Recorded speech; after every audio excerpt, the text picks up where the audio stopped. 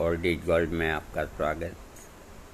स्वास्थ्य संबंधी चर्चा में होम्योपैथिक में एक दवा सल्फर, इसके पहले मैंने वीडियो दिया था आयुर्वेद का गंधक रसायन। तो गंधक रसायन और उसी गंधक को अंग्रेजी में सल्फर के नाम से जाना जाता है। सल्फर सप्लीमेंटेड एक औषध होती है और ये तीनों दोषों को दूर करने वाली होती है। सल्फर को देने से पहले बहुत कुछ सोचना चाहिए। ये जटिल से जटिल बीमारियों को ठीक करने में सक्षम है। शरीर के अंदर, मानव शरीर के अंदर ऐसा कोई रोग नहीं जो इसके अंतर्गत में नहीं आता। तो पहले सल्फर को किसी को देने से पहले ये पॉलीक्रेट्स मेडिसिन नहीं, nux vomica, Bryonia, rhus tox, arnica, आप कुछ सोचे समझे या बिना सोचे समझे भी दे सकते हैं। लेकिन जहां मामला सल्फर का आता है तो सबसे पहले आपको देने वाले को, डॉक्टर को समझना होगा कि सामने वाला रोगी सल्फर का है या नहीं, तब इसका प्रयोग करना चाहिए। नहीं तो ये रोजाना काम में आने वाली दवा नहीं है। इसकी प्रकृति को समझना चाहिए और इसकी आदतों को समझना चाहिए। कार्य क्षेत्र तो इसका बहुत लंबा है। जिस तरह फुटबॉल का मैदान होता है, इस तरह से इसका मैदान बहुत लंबा है। अमेज़न के जंगलों जितना लंबा है और इसका काम भी वैसा ही है। तो इसको समझने के लिए अगर आपको थोड़ा वक्त लगे तो लगे, पहले इसको समझें, उसके बाद रोगी को ये दवा दें। सिर के बाल से लेके पाँव के नाखून तक जितने अंग हैं शरीर में, सल्फर उन सबको ठीक करने में सक्षम है। लेकिन ये एक धातुगत औषध है। इसका इस्तेमाल रोगी की प्रकृति, रोगी की आदतें, रोगी का रहन सहन, ये सारी चीज़ों पे गौर करके ही इसका प्रयोग किया जाता है। अन्यथा ये लाभ की जगह नुकसान कर देता है। आयुर्वेदिक में नहीं करता, होम्योपैथिक में कर देता है, क्योंकि होम्योपैथिक में ये शक्तिकृत बनता है। सबसे पहले तो ये बता देता हूँ कि हर तरह के चर्म रोगों को ये ठीक करने का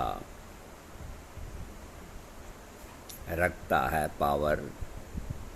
त्वचा पर कोई भी प्रकार की खारिश को दूर करना, ये सब सल्फर के अंतर्गत आता है।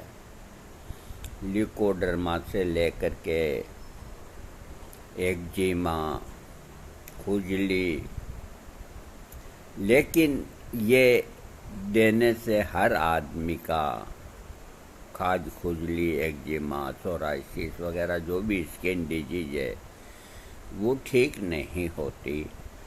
उल्टा उस आदमी को ये एग्रावेशन होकर के कष्ट में डाल देती है।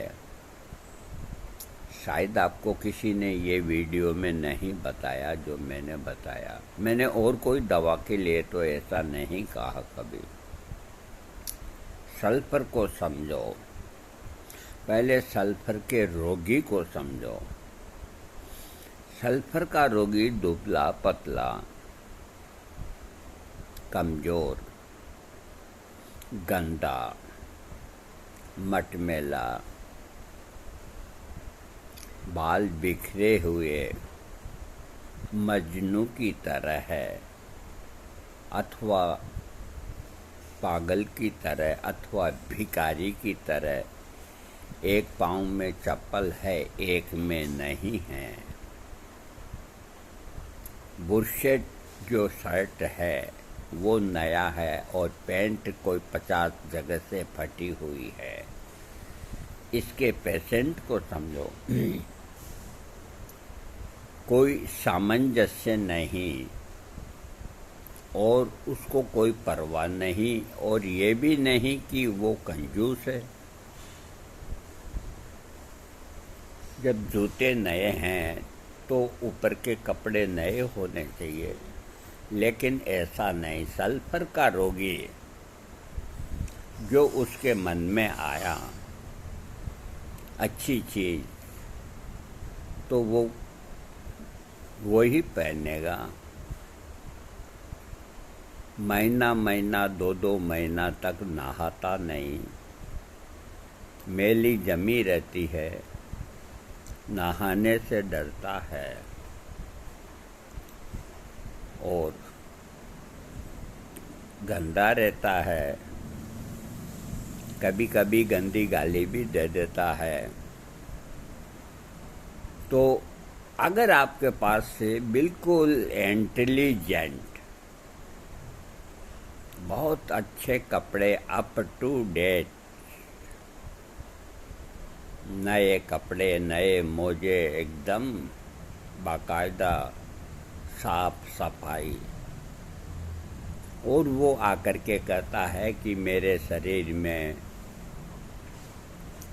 स्किन की तकलीफ है, एलर्जी है, बार बार खुजली होती है, बार बार दाद होते हैं, बार बार जुकाम होता है, जो भी कोई तकलीफ होती है, ऐसे रोगी को भूल करके भी सल्फर का प्रयोग न कराएं। ऐसे रोगी को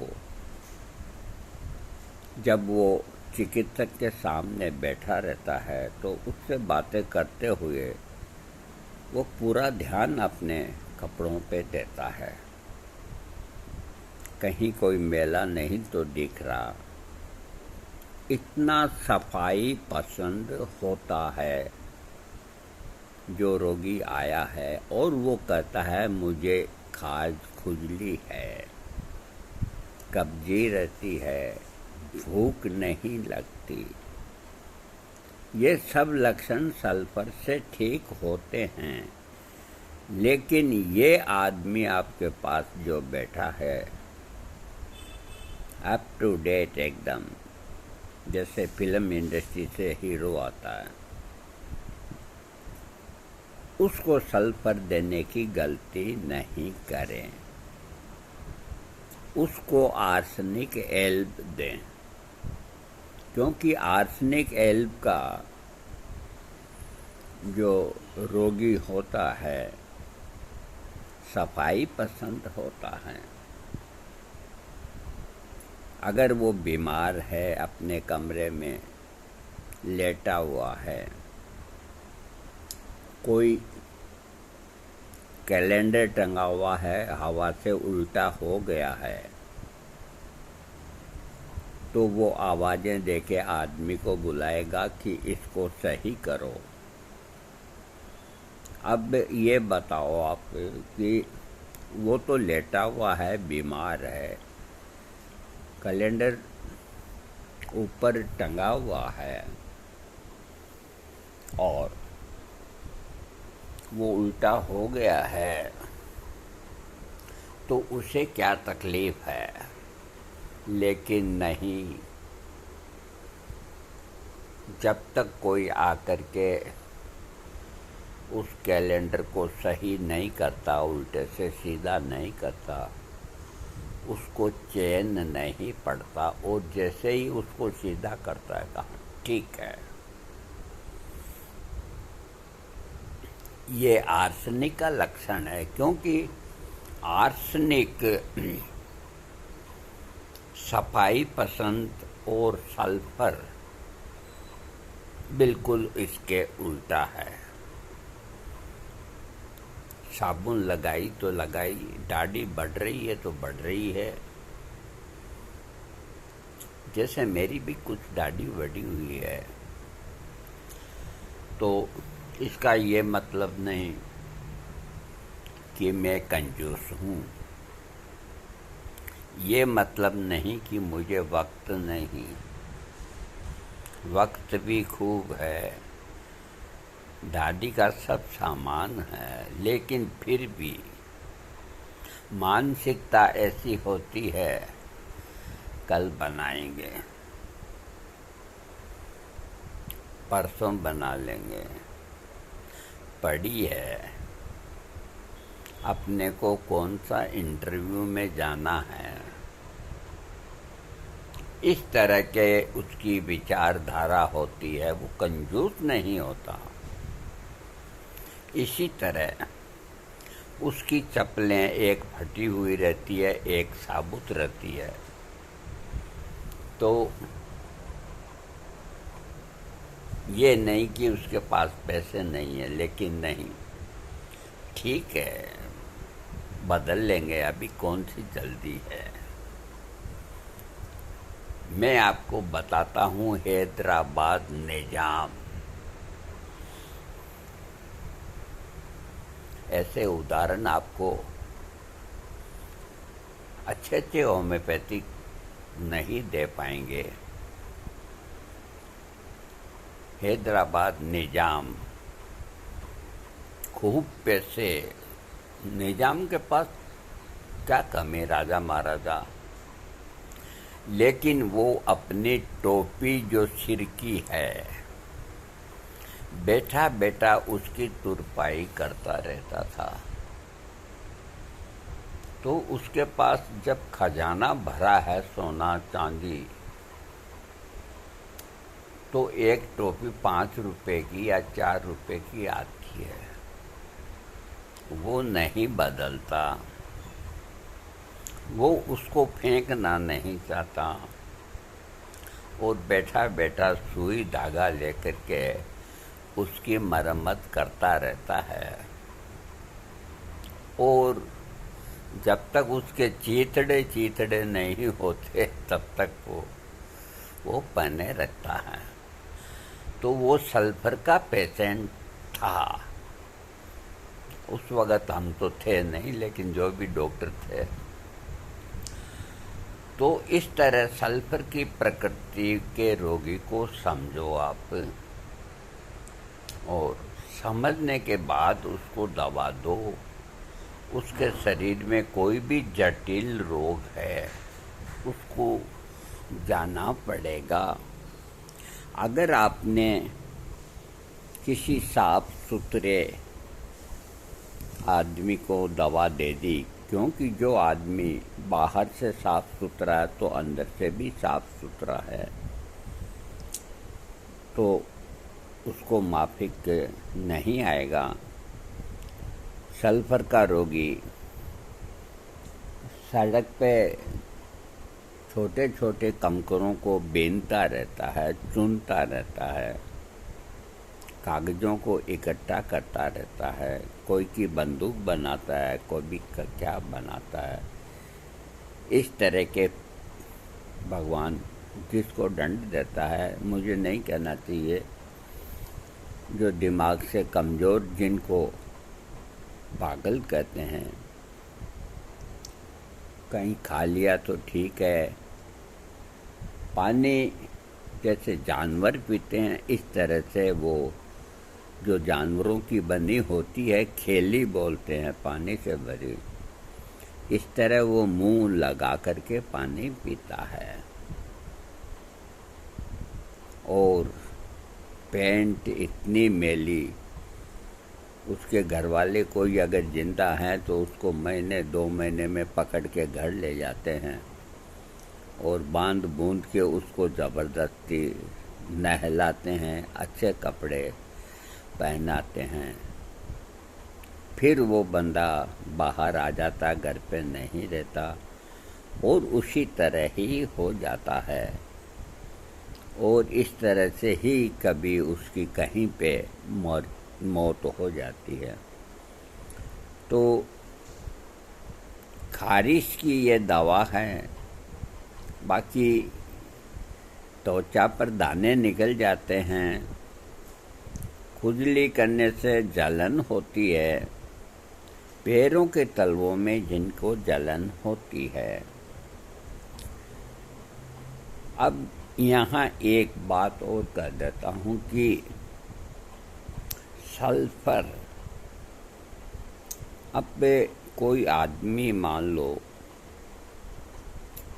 साफ सुथरा है और पैरों में जलन है तो सल्फर नहीं देना चाहिए। लेकिन जो कोई एक सेपरेट रोग है तो वहाँ सल्फर आप दे सकते हैं, 200 की एक खुराक दे सकते हैं। बाकी उसमें जलन होना बहुत ज़रूरी है। सल्फर का जो लक्षण है जलन, तो वो ठीक हो जाएगा। नाक कान होठ मूत्राशय, आँखों की पलकें इत्यादि भी सल्फर में ठीक होती है। और ये इसका जो रोगी हर बात को तुरंत ही भूल जाता है, किसी भी बात को सोचने समझने में बहुत मुश्किल होती है उसे। मन में अजीब अजीब विचार आते हैं, जैसे वह किसी चीज़ को सुंदर वस्तु समझने लगता है। जो फेंकी हुई अपनी कोई चीज़ है वो उसको उठा करके घड़ी करके जेब में सुरक्षित रखता है, जैसे मान लो वो तूतनखामन का खजाना है। इस तरह से उसकी प्रकृति होती है। बहुत ज़्यादा चिड़चिड़ा होता है, कोई से सही तरीके से बात नहीं करता, काम में मन नहीं लगता, इतना आलसी होता है कि खुद को ही जगा पाना मुश्किल हो पाता है। वो सोता रहता है तो दूसरे ही जगाते हैं। खुलकर भूख लगने पर भी रोगी का हमेशा कमजोरी और दुबला पतला रहता है। इसका रोगी कभी मोटा नहीं रहता। और बहुत गर्मी सी महसूस होती है, सिर का बहुत ज़्यादा भारी लगना, कनपट्टियों में दबाव बनना, सिर में धड़धड़ाता हुआ दर्द, झुकने पर ज़्यादा होना, साथ ही सिर के घूमने के कारण चक्कर आना, खोपड़ी का खुश्क होना, नहाते समय बहुत ज़्यादा बालों का झड़ना, सिर में खुजली होना, जिनमें खुजली होने पर जलन पैदा होती है। इन सारे लक्षणों में सल्फर से आराम होता है। आँखों के पलकों के किनारे की ज्वलनशीलता, आँखों के चारों ओर छोटे छोटे प्रकाश के कण नजर आना, आँखों में जलन महसूस होना, आँखों के सामने काली बिंदियाँ नजर आना, कनिनिका पर नए जख्म का बनना, कनिनिका प्रदाह आदि रोगों में सल्फर काम आता है। कान के लक्षणों के अंदर कानों में साई साई की आवाज़ गूंजती है, कानों में स्राव रुक जाने के कारण परेशानी, किसी भी खुशबू से तुरंत ही कान में दर्द होना, बहरापन आने से पहले सुनने की शक्ति का कमज़ोर होना जैसे लक्षण सल्फर से ठीक किए जा सकते हैं। नाक के लक्षणों के अंदर भी नाक के आर पार भाग में दर्द होना, नाक के अंदर पपड़ी जमना, सुबह शाम को स्राव के रूप में जुकाम टपकता रहता है, रोगी को बार बार छींक आती है, पुराना जुकाम की तरह नाक से बदबू आती रहती है, नाक के आगे भाग बिल्कुल लाल हो जाना, ये जो लक्षण हैं ये सब सल्फर के अंतर्गत होते हैं। देखो, अब आप अगर कमेंट्स में लिखेंगे है तो हम इसका अगला भाग और जारी करेंगे, फिर कमेंट्स में लिखेंगे तो फिर और जारी करेंगे, क्योंकि ये हमारे उसूल के खिलाफ है कि एक बहुत ऊंची दवा को हम महज 20-21 मिनट के अंदर ही उसका समापन कर दें और डॉक्टरों की तरह। ये हम होम्योपैथी के साथ अन्याय नहीं कर सकते। हमें कोई लाइक करे तो अच्छा है, न करे तो भी अच्छा है। अगला भाग हम फिर देंगे। अभी आपको 1% भी हमने बताया है, यूँ मान लो, बाकी बहुत कुछ बाकी है। सल्फर को समझना और समझाना बहुत ही एक टिपिकल काम है, और इससे सल्फर से जटिल बीमारियां, ऐसी कोई शरीर का रोग नहीं जो इससे ठीक न होता हो। अगले भाग में मैं आपको प्रकाश डालूँगा, तब तक आप इसे देखिए।